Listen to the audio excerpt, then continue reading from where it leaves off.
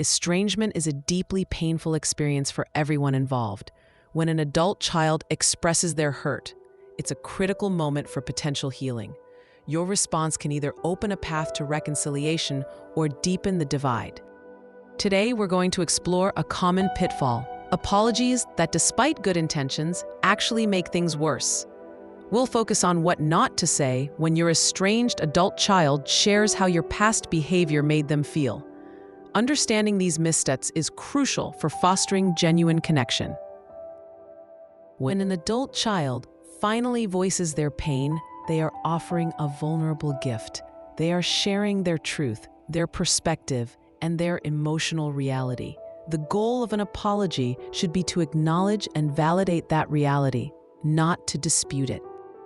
Ineffective apologies often stem from a defensive posture or a misunderstanding of what true accountability means. They inadvertently tell your child that their feelings are wrong, exaggerated, or simply not important.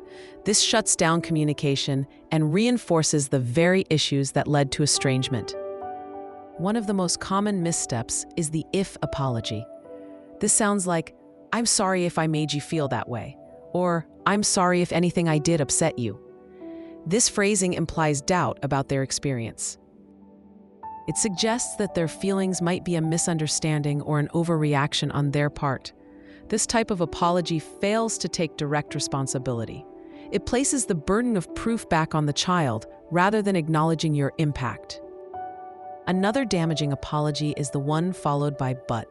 For example, "I'm sorry I yelled, but you made me so angry." Or, "I'm sorry for what happened, but you were also difficult." The "but" immediately negates any sincerity. It shifts blame, offers an excuse, or introduces a counter-accusation. This tells your child that your apology is conditional and that you believe their pain is at least partly their fault. It creates a defensive dynamic, preventing true empathy.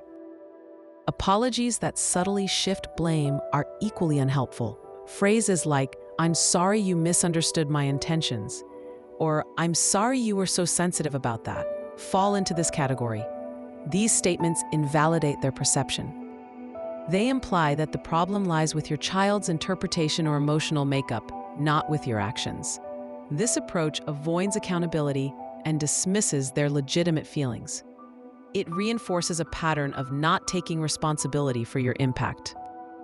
Minimizing apologies downplay the significance of your child's pain. Examples include, "I'm sorry you're still upset about that little thing," or "I'm sorry you can't just let it go." These phrases dismiss their feelings as trivial or irrational. They communicate that their hurt is not valid or important enough to warrant sustained attention.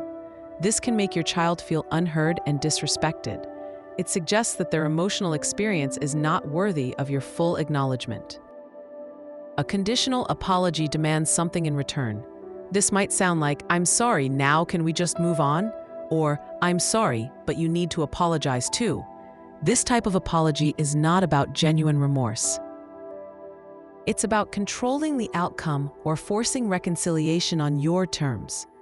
It puts pressure on your child to forgive or reciprocate, rather than allowing them space to process their feelings. True apologies are given freely without expectation. Sometimes apologies can become self-pitying. For instance, "I'm sorry I was such a terrible parent," or "I'm sorry I messed everything up." While these might seem like expressions of remorse, they often shift the focus. They can make the conversation about your pain and guilt rather than your child's experience. This forces your child to comfort you rather than receiving the validation they need. It can feel manipulative, diverting attention from their hurt. Each of these ineffective apologies shares a common thread. They fail to fully validate your child's experience. They prioritize your comfort, your perspective, or your desire to end the conversation over truly hearing and acknowledging their pain. They are often rooted in defensiveness, fear, or a lack of understanding about the nature of true reconciliation. When you use these phrases, you inadvertently reinforce the very dynamics that led to the estrangement. You communicate that their feelings are not safe to express, that their truth is debatable, or that your comfort is more important than their healing. This deepens the emotional chasm, making genuine connection even more difficult to achieve. Understanding what not to say is the first step. The next is learning what a true, validating apology looks like. It involves listening without interruption, acknowledging their feelings, taking full responsibility for your actions, and expressing genuine remorse for the impact you had. This journey requires courage, humility, and a willingness to truly hear your child's truth. By avoiding these common pitfalls, you open the door to a more authentic and healing dialogue. This is a vital step towards rebuilding trust and fostering a healthier relationship.